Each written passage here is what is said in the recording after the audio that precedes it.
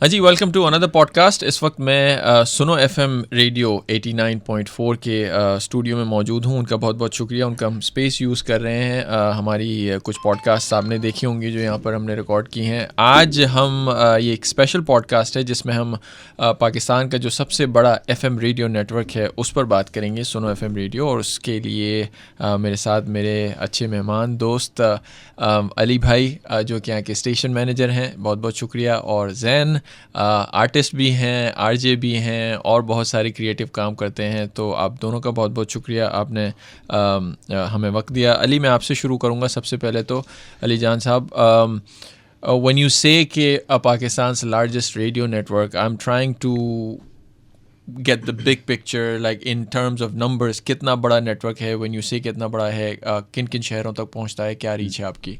हाँ, वही जो कि दावे तो बहुत सारे करते हैं, चाहे वो टीवी चैनल्स हों या फिर रेडियो चैनल्स हों। हम वाकई में देखा जाए तो नंबर्स अगर हम देखते हैं तो सबसे बड़ा रेडियो चैनल है। 80% तकरीबन 80% जो पाकिस्तान की आबादी है उसको हम कवर कर रहे हैं, चाहे वो देहाती इलाके हों, शहरी इलाके हों। उसके बाद पूरे पाकिस्तान भर में हमारे 24 स्टूडियोज़ हैं। ओके 24 स्टूडियोज़ हैं मुख्तलिफ़ शहरों में और मुख्तलिफ़ इलाक़ों में। और इसके साथ साथ अभी सिंध में मज़ीद हम आगे मज़ीद अगले चंद माह में मज़ीद स्टूडियोज़ तामीर करने जा रहे हैं। और बलूचिस्तान में भी ये सिलसिला जारी है। ओके और सबसे मुनफरिद बात यह है कि 13 मुख्तलिफ़ ज़बानों में यहाँ से प्रोग्राम्स ब्रॉडकास्ट होते हैं। इंटरेस्टिंग। जो कि उर्दू अंग्रेज़ी के अलावा जितनी भी लोकल लैंग्वेजेस हैं बलूचिस्तान में मुख्तलिफ़ लैंग्वेजेस बोली जाती हैं, केपी में मुख्तलिफ़ लैंग्वेजेस बोली जाती हैं, गिलगित बल्तिस्तान में, कश्मीर में, सराइकी बेल्ट में, पंजाब में। तो रीजनल और अगर नेशनल पूरा अगर हम देखें तो 13 लैंग्वेजेस में हम प्रोग्राम ब्रॉडकास्ट करते हैं। वाह, that's very interesting, such a wide reach. और स्पेशली ऐसे दौर में जबकि हर कोई लाइक डिजिटल मीडिया की तरफ सबका ध्यान है, लेकिन वो अक्सर औकात ये एक बात अंडररेटेड या अंडर द रेडार चली जाती है। वो रेडियो का नाम लोग सुनते हैं कि जी रेडियो यार कौन सुनता है, लेकिन बहुत बड़ी रीच अभी भी है, ऐसा नहीं है। और फिर एक और बात यह है कि हमने अभी इंटरनेशनल प्रोग्राम्स भी शुरू कर दिए हैं। Oh interesting. और उसमें बहरीन से एक शो हो रहा है जो जितने भी ओवरसीज़ हमारे लिसनर्स हैं उनके लिए, ओवरसीज़ पाकिस्तानीज़ हैं उनके लिए। Nice. और दूसरा यूके से भी एक प्रोग्राम शुरू किया है। Okay. तो पाकिस्तान से निकल के अब इंटरनेशनल सतह तक भी जाने की कोशिशें जारी हैं और ये 2 प्रोग्राम्स उसकी मिसालें हैं। Very good. और आपका पास इतना अच्छा टैलेंट भरा हुआ है जैन साहब जैसे। जैन, पहले आप, मैं I let you explain yourself. आपका शो तो ऑब्वियसली एक मज़ेदार साहब करते हैं इधर, I been a part of it, thank you so much. उसके अलावा आपकी म्यूज़िक वीडियोस भी आती रहती हैं। क्या करते हैं overall, like overall just give us a brief bio. Overall मेरी लाइफ भी बहुत मज़ेदार। मैंने ज़िंदगी में जो जो सोचा करने का वो होता गया।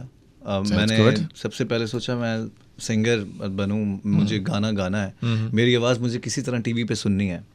तो पता नहीं था कि टीवी पे आवाज़ कैसे आती है, तो मैंने जिंगल्स गाना शुरू कर दिया, जो एड्स होते हैं हमारे। ओके कभी किसी घी का, तो कभी किसी प्रोडक्ट का, कभी किसी जूस का। और मैं ये देख के खुश होता था कि मेरी आवाज़ टीवी पे आ रही है और फैमिली को ये मेरी आवाज़ है। सो वहाँ से स्ट्रगल शुरू हुई मेरी। उसके बाद गाना बनाया मैंने अपना सबसे पहले एक जिसका नाम सैया सैया एक गाना था मेरा। और वो मैं एक रेडियो चैनल पे लेके गया। उस रेडियो चैनल ने मेरा गाना नहीं चलाया और उस वक्त वो मैं बहुत दिल बर्दाश्ता हुआ, क्योंकि मेरी पूरी फैमिली वो रेडियो शो सुनने के लिए रेडियो ख़रीद के लाए थे हम। और हमने सोचा था कि आज रेडियो पे मेरा गाना सबसे पहले चलेगा। इन्वेस्टमेंट ज़ाया हो गई और वो आरजे भूल गया। उस आरजे को याद ही नहीं रहा कि कोई वादा किया था। यार मैं स्पेशली गया था स्टेशन, मतलब अब तो कोई भी हमें ईमेल कर देता है और व्हाट्सएप पे भेज देता है गाना कि जैन भाई प्लीज़ ये गाना चला दें। पहले ये नहीं था, पहले बाकायदा आप वेव फॉर्मेट को सीडी पे राइट करके उस सीडी को देते थे और अगला प्ले करता था। तो मुझे भी यही बताया गया था, क्योंकि वीडियो का एज सच कोई सिलसिला नहीं था, कोई सोचा नहीं था। मैं बहुत ही टीन एज में था अपनी, बस ये इतना ही अफोर्ड कर सकता था कि एक ऑडियो बना लूँ। वो रेडियो स्टेशन गया, रेडियो स्टेशन पे जाके मैंने अपना गाना दिया। उन्होंने मेरा गाना प्ले नहीं किया, मैं बहुत दिल बर्दाश्ता हो गया। फिर मैंने सोचा कि उस चीज़ को मैंने चैलेंज लिया। मैंने सोचा कि अच्छा इसने मेरा गाना प्ले नहीं किया, कोई बात नहीं, इसको पॉजिटिव लेता हूँ, मैं खुद रेडियो करता हूँ। तो ये बात है 2006 की। मैंने रेडियो स्टार्ट किया और अल्हम्दुलिल्लाह आज कोई 17 साल से ऊपर हो गए मैं नॉन स्टॉप रेडियो कर रहा हूँ। लेकिन उसके बीच में मुझे बहुत सारी चीज़ें मेरे साथ हुई। मैं अपने आप को ब्लेस समझता हूँ। मेरा गाना रिलीज़ हुआ छुए छुए 2009 में, और it was the I was nominated for best singer of the year for Lux style awards, Pakistan media awards में best radio RJ of the year, best radio show of the year. फिर उसके बाद शुएब मंसूर साहब के साथ मुझे काम करने का मौका मिला फॉर द मूवी वरना। उसमें मेरे 3 गाने मैंने किए, उसके 2 वर्जन, एक हीरो ने गाया, एक मैंने गाया। सो नॉन स्टॉप मैं काम करता गया, लेकिन एक जो एक वो वाली घर वाले जो होते हैं ना, मोस्टली वो चाहते हैं कि बच्चा जो है ना, वो बच्चा जॉब करे, ये क्या गाने और ये क्या, उसको इतना अप्रिशिएट नहीं किया जाता। हाँ, वो कहीं ना कहीं एक उनके जहन में होता है कि यार ये जो प्रोफेशन है ना, ये सस्टेनेबल नहीं है, या ये कहीं ना कहीं उनको एक माइंड में डाउट रहता है। हमारी फैमिलीज में ये एक चीज़ है। सो मैंने उसी वक्त कुछ अरसे के बाद मैंने एक रेडियो के साथ साथ, अपने म्यूज़िक के साथ साथ या जिंगल कमर्शियल्स के साथ साथ मैंने एक टीवी चैनल ज्वाइन कर लिया। ओके। और अब मैं उसी चैनल का क्रिएटिव को हेड करता हूँ, और अपना म्यूज़िक भी करता हूँ, रेडियो भी करता हूँ, और जो मैंने सोचा हुआ था, मैं टीवी शो होस्ट कर रहा हूँ उसी चैनल पे। राइट। सो अभी और बहुत कुछ करना है, और बहुत कुछ सोचा हुआ है। तो मुझे ऐसा लगता है कि जब आप किसी चीज़ के बारे में सोचते हैं और उसके लिए कोशिश करते हैं, क्योंकि इंसान के बस में अल्लाह ताला ने सिर्फ जो चीज़ दी है वो कोशिश दी है। कोशिश इंसान करे, अल्लाह ताला बरकत और वसीले और रास्ता बना देता है, हो जाता है। राइट। सो हम पहले भी इस पर बात कर रहे थे। आई थिंक कि रेडियो का जो एक्सपीरियंस है ना, ऑब्वियसली ज़्यादती है कि वो अंडर द रेडार मोस्टली होता है, लेकिन मैंने maybe I am biased, मैंने खुद रेडियो से स्टार्ट किया, आप लोगों का ताल्लुक़ है रेडियो से। आई थिंक रेडियो ब्रॉडकास्ट की दुनिया में जितना बेहतरीन तरीके से किसी न्यू कमर को या एंट्री लेवल को प्रिपेयर करता है, वो शायद दूसरा प्लेटफॉर्म इतना नहीं करता। बिकॉज रेडियो में एक तो बात यह है कि multitasking actually, because I remember जब मैंने शुरू किया तो एक तो आपको प्रेजेंटेबल होना है, लाइक अपनी आवाज़ में और डिलीवरी सब कुछ करना है, उसके बाद एक बड़ा सा स्विचर है, उसको भी आपको मॉनिटर करना है, 3-4 चलाने हैं, एग्जैक्टली 3-4 सोर्सेज आपकी ऑडियो की सबको। So it's like multitasking. आपका ब्रेन जो है ना, it gets challenged in a lot of ways, और वो बेसिकली आपको जो कहते हैं, और आप मिस्टेक्स भी करते हैं ऑफ कोर्स, और उन छोटी छोटी मिस्टेक से आप बहुत सारी चीज़ें सीखते हैं, बट वो रगड़ा आपको जो है ना प्रिपेयर करता है बाहर की, स्पेशली अगर आपको इवेंचुअली कैमरे पे आना है। तो I mean I want you to talk little bit about it, कि जो आपके यहाँ से टैलेंट गुजरता है वो किन किन चीज़ों से गुजरता है, and am I right? Just let me know. बिल्कुल 100% आपकी बात से मैं मुतफ़िक़ हूँ कि रेडियो पे जितने भी स्पेशली जो लोग मीडिया की तरफ आना चाहते हैं, या जो मीडिया या मैस कम्युनिकेशन पढ़ के जो ग्रेजुएट्स आते हैं, अगर वो रेडियो से गुजर के आते हैं तो समझ लीजिए कि वो खाम माल नहीं, बिल्कुल कुंदन बन के आ जाते हैं। उनकी तलफ़ुज़, उनकी ज़बान, उनकी अदायगी, और कैमरे से पहले माइक आप फेस करते हैं तो वो खौफ ख़त्म हो जाता है। और फिर आवाज़, आज की दुनिया में मेरा ख्याल है चाहे वो रेडियो का आदमी हो, टीवी का आदमी हो, आवाज़ बहुत ज़्यादा मैटर करता है, अदायगी बहुत ज़्यादा मैटर करती है। तो ये चीज़ें रेडियो से बंदा सीख के जाता है। आज भी हमारे इंडस्ट्री में देखें ना कि जितने भी बड़े लोग हैं, जितने भी बड़े फनकार हैं, शोबिज़ इंडस्ट्री के हों या दीगर, रेडियो से गुजर कर जितने भी लोग आए हैं तो वो बोलने में गलती नहीं करते हैं, वो संजीदगी से गुफ्तगू करते हैं, वो सियासत, करंट अफेयर से लेकर तमाम चीज़ों पर बात करते हैं। वजह ये थी कि एक ज़माने में उनको रेडियो एक दरसगाह की तरह होता था, एक यूनिवर्सिटी की तरह होता था। ये तमाम चीज़ें लोग सीखते थे, क्योंकि बहुत सारे आर्टिस्ट जूनियर सीनियर एक जगह बैठते थे, किसी भी एक मौजू पे बात करते थे, सीनियर्स की गुफ्तगू से जूनियर्स को सीखने का मौका मिलता था। अब टीवी पे हम जाते हैं तो टीवी पे जितने भी एंकर पर्सन है, रिपोर्टर है, उसके पास वक्त ही नहीं है कि सामने वाले को सिखाए कि भाई आपने किसी तरह ब्रेकिंग न्यूज़ देनी है और कुछ ना कुछ करके दिन गुजारना है। राइट। और अभी आपकी बात से इनफैक्ट मुझे एक बात याद आई कि रेडियो से जो आने वाला बंदा है वो गलतियाँ कम करता है। मुझे जो एक एनालॉजी दिमाग में आई है, जब मैंने टाइपिंग सीखी थी शुरू में, तो आई थिंक उस ज़माने में कंप्यूटर था, like I could learn on a computer, but मैंने फ़िज़िकल टाइपराइटर पे टाइपिंग सीखी थी। और वो कहते हैं कि जिसने फ़िज़िकल टाइपराइटर पे सीखी है ना, उसकी गलतियाँ कम होती हैं कंपेयर टू जिस बंदे पे कीबोर्ड पे सीखता है, क्योंकि कीबोर्ड पे हमेशा बैक स्लैश का या बैक ट्रैक का ऑप्शन होता है, टाइपराइटर में नहीं होता। आप जो गलती करते हैं आपकी गलती चली गई, तो उसमें आप बड़े ज़्यादा केयरफुल। तो आई थिंक इट्स द सही सेम एनालिसिस। मुझे इनकी बात को अगर मैं थोड़ा आगे लेके चलूँ तो हमारे मीडिया में रेडियो से अगर कोई गुजर के जाता है तो समझ लें उसकी कमांडो ट्रेनिंग हो गई है। हर तरीके से उसके अंदर बर्दाश्त भी आती है, क्योंकि जब हम कॉलर से बात करते हैं और हमारा एक लाइव शो है, कोई भी कॉलर आके कुछ भी किसी भी मूड में हो, हाँ कोई आके कभी कहता है, मैं इस तरह के दिल बर्दाश्त लोग भी देखे हैं जो कि कहते हैं हम खुदकुशी करने वाले हैं, फिर उनको आप समझाना होता है। कोई आके हमें डरा के चला जाता है मुझ पे जिन आते हैं। और मेरे शो में ऐसा हुआ है, वो मुझसे बात करते करते उस लड़की ने आवाज मर्दों वाली बना ली। मैं काम गया, मैंने कहा ये मुझे डराने आई है या मुझसे बात करने आई है।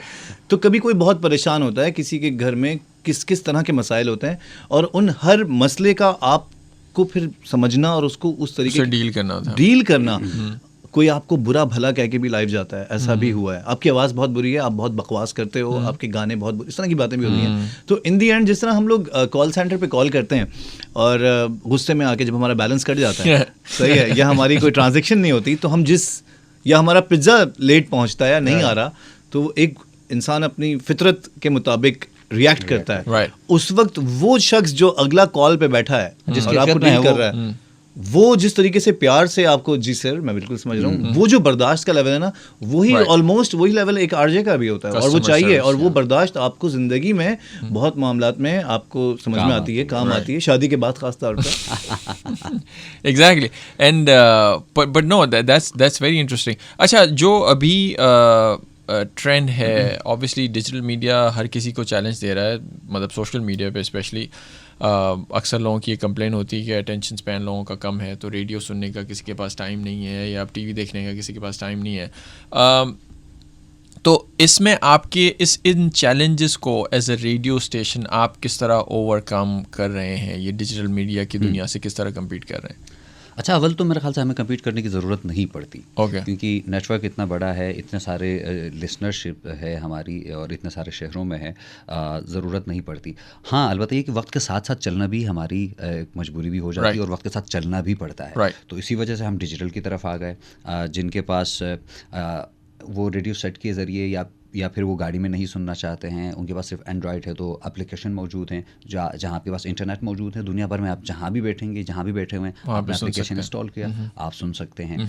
और फिर डिजिटल, जिस तरह हमारे बहुत सारे प्रोग्राम ऐसे हैं जो सुनने के साथ साथ देखे भी जा सकते हैं।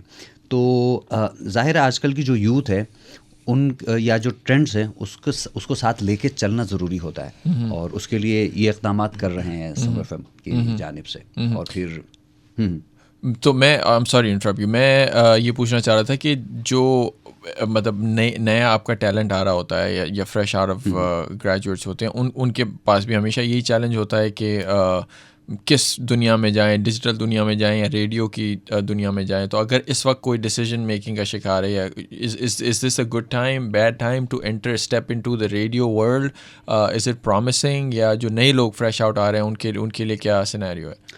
हाँ, नए लोग अगर वो करियर बनाना चाहते हैं मीडिया में ही, तो मेरा ख्याल है मैं तो यही सजेस्ट करूँगा कि आप रेडियो स्टेशन जाएं, और किसी भी रेडियो को आप ज्वाइन करेंगे तो आपकी जो बुनियादी तालीम हासिल मिलेगी, लैंग्वेज को लेके, प्रोनाउंसिएशन को लेके, इंस्टीट्यूट का काम करेगा रेडियो आपके लिए। और लिखने का, जब आप बोलते हैं तो बोलने से पहले ज़ाहिर है आपको बहुत कुछ सोचना पड़ता है, आपके पास कुछ स्क्रिप्ट भी तैयार करना पड़ती है। और जैसे कि आपने खुद कहा कि मल्टीटास्किंग चीज़ें होती हैं, काम होते हैं, तो वो रेडियो आपको सिखाता है। मैं यही कहूँगा कि आप सिर्फ सोशल मीडिया की तरफ जाएंगे तो अच्छी बात है, अगर आपका इन तमाम चीज़ों पर कमांड है तो आप सोशल मीडिया की तरफ जाएं, डिजिटल की तरफ जाएं। बट आप यहाँ से गुजर के जाएंगे तो आप सोशल मीडिया को भी अच्छे से ऑपरेट करेंगे। आपको ये पता चल जाएगा कि यार अगर मैं डिजिटल पे बात कर रहा हूँ तो किस तरह बात करनी चाहिए। एक जो मेरा व्यूअर है, जो फॉलोअर है, जो लिसनर है, उसको मेरी कौन सी बात अच्छी लगेगी, मेरी आवाज़ किस तरह होनी चाहिए, तैयारी के साथ आएँ, तो तैयारी करके आए ना। जब आपको इन दी एंड देखें, मुझे लगता है कि डिजिटल ही एक, अब अगर मैं किसी को बोलूं कि यार मैं आपको बोलूं कि आफ्ताब भाई आप यूएस पहुंचे तो फिर इंशाल्लाह मैं आपको ख़त भेजता हूं, तो आप मुझे कहोगे यार ख़त भेजता हूं, कैसी बात कर रहा है, मतलब फिर मैं बोलूँगा नहीं अच्छा मैं आपको एसएमएस करूँगा, तो आप कहोगे एसएमएस क्यों, मैं कहूँगा चलें व्हाट्सएप कर दूंगा, तो व्हाट्सएप से आप कनेक्ट हो जाओगे, आप कहोगे हाँ अपडेटेड है। तो उसी तरीके से रेडियो को भी अपडेटेड रखने के लिए हमने एप्लीकेशंस अपनी और अपना सुनो डिजिटल, हमारा यूट्यूब चैनल, या ये सब चीज़ें हमने की हुई हैं। लेकिन इन दी एंड मैसेज में जो लिखना है उसके आदाब भी आने चाहिए। सो अगर डिजिटल मीडिया पे लोगों को काम करना है तो उसके लिए आप पहले तैयारी तो करो। और मुझे लगता है कि सबसे अच्छा इंस्टीट्यूट जो है वो रेडियो ही है, जो कि आपको, और रेडियो की रीच वहाँ तक है जहाँ तक इंटरनेट का सिग्नल तक नहीं आता। एग्जैक्टली, और 89.4 तो नाम ही काफ़ी है। एग्जैक्टली, वो एडवांटेज है। लाइक बहुत सारे लोग, अभी भी आपका एक बहुत बड़ा चंक ऐसा है जो एक तो रीच नहीं है इंटरनेट की कुछ रिमोट इलाकों में, दूसरा ही कि कुछ लोग बाय चॉइस लाइक इस टेक्नोलॉजी को एक्सेप्ट ही नहीं करते, वो नहीं यूज़ करना चाहते। इनफैक्ट हम उस दिन बैठे हुए थे और वो कॉलर्स जो करते हैं वो कहते हैं जी मोबाइल सब कुछ है, हम यूज़ ही नहीं करते ये सोशल मीडिया। स्मार्टफोन लोगों के पास नहीं था जब आपने सुना होगा, तो वो कह रहे हैं फोन, हाँ, तो वो कह रहे हैं हम FM, और बड़ा it's a soothing experience for a lot of people to just listen to radio. हाँ, उसके फिर वो नुकसानात भी नहीं, अगर हम डिजिटल या मोबाइल फ़ोन या फिर इसकी तरफ जाते हैं दीगर गैजेट्स की तरफ, तो आपकी आँखों का जो इशू होता है, कहते हैं आई साइट का, तो कई चीज़ें हैं। तो इस नज़र से भी, इस एंगल से भी, लेकिन आई थिंक ऑडियंस के साथ जितना इंटीमेट तरीके से आप रेडियो पे कनेक्ट होते हैं, आप सोशल मीडिया पे तो अपने ऑडियंस के साथ तो कोई कनेक्शन ही ऐसा नहीं होता ना, टेक्स्ट पे इवन जो लोग आपको साले मैसेज कर रहे हैं वो रियल भी है या नहीं पता नहीं, आपको नहीं पता होता। टीवी पे भी आई डोंट थिंक इतने इंटीमेट है। रेडियो पे जिस तरह आप कनेक्ट होते हो ना, and you have better experience in this because radio से आपके कनेक्शन लोगों के साथ, लोगों को समझना, लोगों की साइकी। मुझे तो सच बताऊं, 17 साल से मैंने शायद जितनी कॉल पे बात की है लोगों से, मुझे तो लोगों की कॉल्स ने बहुत कुछ सिखाया। आप लोगों के तबीयत समझ जाते हो, आप लोगों का मिजाज समझ जाते हो, कौन झूठ बोल रहा है कॉल पे, कौन क्या कहने वाला है अभी, एक आपको एक्सपीरियंस हो जाता है। तो मुझे तो डिले मशीन की जरूरत नहीं है, मैं समझ जाता हूँ ये कुछ गंदी बात करने वाला है कॉल काट आप बात कर, you have to be careful, yeah. वो चीज़ एक्सपीरियंस के साथ आती है। तो और उसी चीज़ ने शायद मुझको ना मेरा सेंस ऑफ ह्यूमर सही किया। अलग अलग ज़बान के लोग कॉल कर रहे हैं, अलग अलग इलाकों से, वो शहर जो मैंने ज़िंदगी में शायद कभी नाम ही नहीं सुना है। क्योंकि मैं इससे पहले एक स्टेशन पे था, मैंने वहाँ पे 9 साल गुजारे, वो सिर्फ सिंध की हद तक था। तो दादू, मिठी, लड़काना, यहीं से कॉल्स आती थी। लेकिन जब मैं सुना FM पे आया तो यहाँ पे तो वो नाम जो शायद मुझे याद भी ना, उनकी प्रोनाउंसिएशन क्या है, उनकी लैंग्वेज क्या है, अलग अलग ज़बान के लोग, अलग अलग मिजाज के लोग, फिर उनसे बात करना और उनको भी एक पेज पे लाना। यानी कि अगर कोई RJ के फॉलोअर्स बन जाते हैं ना, फॉर एग्जांपल अगर मैं शो कर रहा हूँ और मेरी एक फॉलोइंग है और फॉलोइंग अलग अलग ज़बान की है, लेकिन कहीं ना कहीं उनका और मेरा मिजाज मिलता जुलता होगा तो मेरे फॉलोअर बनेंगे। कोई एक कॉमन चीज वो तलाश करेंगे RJ के अंदर। ये एक साइकी है कि यार इसका ना मुझे ये पसंद है, या इसका मुझे कोई एक चीज वो पसंद करेंगे, और उसके बाद वो कनेक्टेड रहेंगे। जब वो कनेक्टेड रहेंगे तो फिर वो आपको कॉल्स करेंगे, कॉल्स करेंगे तो आप समझोगे चीज़ों को।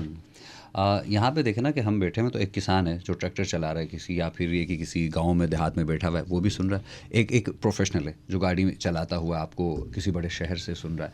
तो आपको बात इस तरह करनी होती है, आपके 2 घंटे कोई आपको क्यों सुने, और ये दोनों लोग आपको बात इस तरह करनी है कि भाई ये जो किसान है या एक गाँव में बैठा हुआ बंदा है, देहात में बैठा हुआ बंदा है, वो भी सुन रहा है, एक प्रोफेशनल भी सुन रहा है।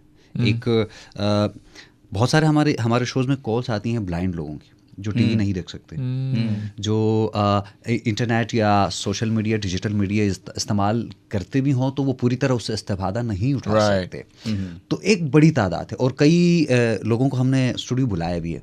बहुत सारे लोग ऐसे हैं जिनकी आवाज़ें बहुत अच्छी हैं, बहुत अच्छा गाते हैं, तो उनको हम गाहे बगाहे कुछ शोज़ में, एक हमारा शो है सुनो के सुपरस्टार, तो जिनकी आवाज़ें अच्छी हैं या कोई भी अच्छा काम वो कर रहे होते हैं तो उनमें टैलेंट है तो हम उनको लेके आते हैं शोज़ में।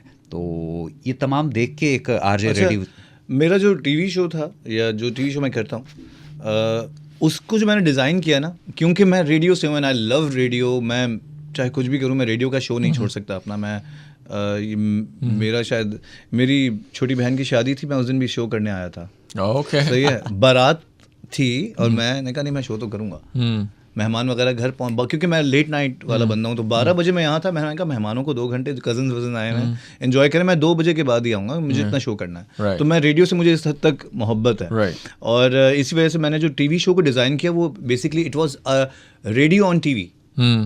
उसका सेटअप भी ये स्टूडियो ही था, और इसी तरीके से माइक लगे हुए थे, और वो जब गेस्ट आते थे उस शो पे तो आते हैं तो बोलते हैं क्या ये तो लग रहा है रेडियो है। तो और उसमें मैं अनाउंस भी यही करता हूँ कि it's a radio on TV, जो कि मैं चाहता हूँ आप लोग देखो रेडियो कैसे होता है। उसमें कंसोल, उसमें मिक्सर, उसमें माइक्स, सो रेडियो। और उसी शो जिसमें अली ने कहा कि लोग हमें सुनते हैं, तो मुझे एक दफ़ा कॉल आई, उसने कहा भाई मैं आपका टीवी शो सुनता हूँ। अच्छा, आई वॉज लाइक सुनता हूँ टीवी शो, मतलब कहता है कि जन मैं देख नहीं सकता। ओके। तो आपका वो जो शो चलता है ना, उस शो को मैं सुनता हूँ तो मुझे वही लगता है मैं जैसे रेडियो ही सुन रहा हूँ। राइट। तो मैंने टीवी पे भी रेडियो ही पहुँचा दिया। Exactly. That's So, nice. That's लोगों nice. को आप शायद देख कम सकते हैं, सुन ज़्यादा सकते हैं. Exactly, right. That's nice. यार बहुत अच्छी डिस्कशन है. तुम्हारा गाना भी लास्ट टाइम हमसे रह गया था, तो आपका जो बेस्ट गाना है वो आप गिटार भी लेके आए हैं. Before we wrap up, we'd like to hear your song. Sure, for sure. Please, yeah.